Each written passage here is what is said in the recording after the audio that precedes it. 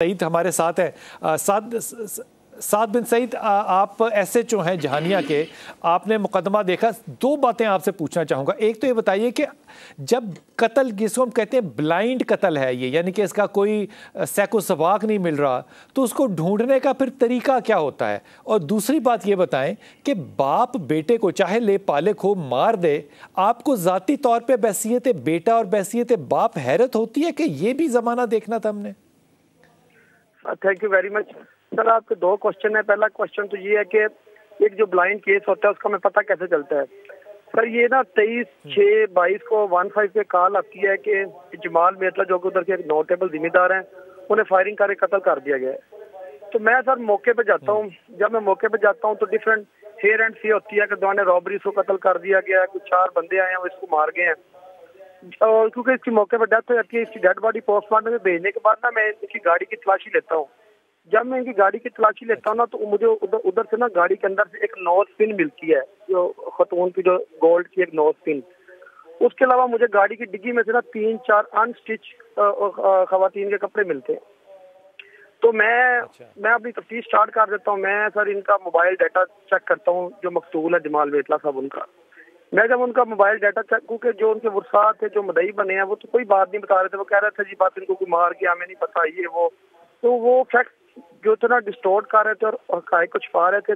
लेकिन चूंकि वो उनके वुरसात थे, हमने पहला उन पर शक नहीं किया। मैंने तफ्तीश को 2 हिस्सों में तकसीम कर लिया, इनसाइड एंगल और आउटसाइड एंगल। पहले मैंने आउटसाइड एंगल पे सर काम शुरू कर दिया। जब मैं नोट पिन, मैंने इनका जब मोबाइल डाटा लिया, मैंने कहा इनकी 67 ईयर एज है, तो ये नोट पिन किसके लिए लेके जा रहे थे? ये तो शादीशुदा ही नहीं है, ये तो इन्होंने लाइफ पूरी स्थिति की शादी नहीं की। तो ये इनके वॉलेट में इस चीज का होना एक मेरे लिए एक बड़ी डाउटफुल चीज थी।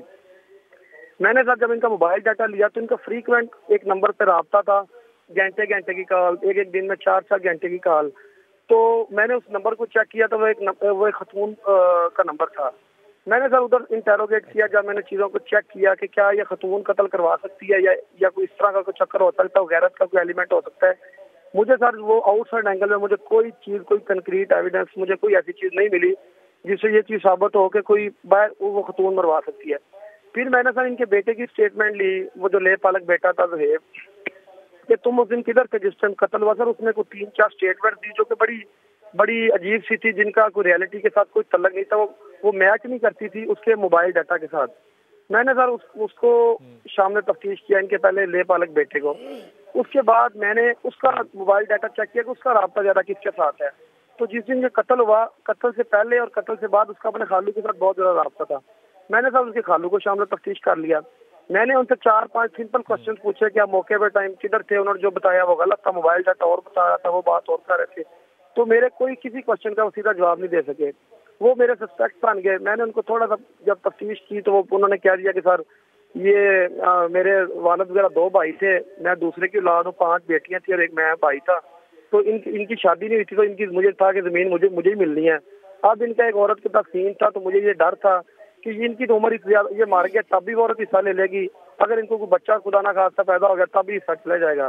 तो मैंने इनको समझाया कि आप मेहरबानी करें, बस आप ना करें शादी। तो इनको ये बात समझ में नहीं आई। मैंने कहा 7-8 दिन पहले प्लानिंग शुरू कर दी। मैंने अपने खालू को कहा कि इनके बैंक अकाउंट में पैसे काफी ज्यादा पड़े हैं, तो जमीन इनकी काफी महंगी है, तो इनको मार देते हैं तो क्या फर्क पड़ता है। तो कहता फिर हमने प्लानिंग करके हम इनकी रैकी करते थे, ये किस टाइम नाश्ता करके निकलेंगे। कहता 2-3 दफा हमने अटेम्प्ट की तो हम नहीं एग्जीक्यूट कर सके। तो जब उस दिन क्योंकि उस दिन हमें डाउट था कि शायद निकाह करना ले, क्योंकि ये कपड़े शपड़े इन्होंने शॉपिंग की थी मुल्तान से। तो ये जब निकले हैं तो कहता कि हमने बाहर इन्होंने 4 फायर किए हैं, जिसमें 3 हिटों में मौके पर इनकी डेथ हुई है। इस तरीके से सर मैंने ब्लाइंड का मर्डर को ट्रेस किया। हमने वो मोबाइल डाटा, चीजें जो हैं वो सईद आपको हैरत में डालती हैं कि अब रिश्ते जो हैं वो कत्ल माल के लिए हो रहे हैं। सर ये बड़ा अनफॉर्चुनेट है बतौर SHO, बतौर इंसान इस चीज को देखना। अभी मैं आपकी इस बात का जवाब में एक और चीज ऐड करना चाहूंगा। अभी 10 दिन पहले एक लड़की, उसका नाम अक्सा था, वो एक लड़के से शादी करना चाहती थी। उसकी ऑलरेडी पहले शादी हुई, डिवोर्स हो गई, फिर शादी हुई, वो उसकी नाचाकी होगी, वो वापस आ गई। फिर उसकी मोबाइल पे एक लड़के के साथ सेटिंग हुई, माँ बाप नहीं माने, उसने दोनों माँ बाप को जहर दे के मार दिया और उसकी 3 दिन बाद छत से डेड बॉडी मिली। तो मैंने वो केस भी ट्रेस किया कि एक 75 साल की माँ और 70 साल का बाप, दोनों छत पे 3 दिन डेड बॉडी पड़ी थी। मोहल्ले में बदबू आई तो पता लगा कि ये मर्डर हुए हैं। ये बड़ा सारा अनफॉर्चुनेट है, बीइंग इंसान या बीइंग मुसलमान के पता हम किस साइड पे जा रहे हैं, बहुत अनफॉर्चुनेट है ये तो। क्योंकि पुलिस अफसर को पता चल जाता है। एक मुझे जाती बात है, आपकी अपनी तालीम कितनी है? सर मैंने कंप्यूटर इंजीनियरिंग की हुई है, बीएससी कंप्यूटर इंजीनियरिंग की है मैंने। इसीलिए आपका दिमाग जो है वो इस तरफ चला। ये आपने जो सारी बात बताई, यकीन कीजिए कि पुलिस के ऊपर जो इत्मीनाद है ना, अगर उठ भी कभी जाता है तो आप जैसे लोगों के साथ बात करके वो दोबारा बहाल हो जाता है। बहुत शुक्रिया।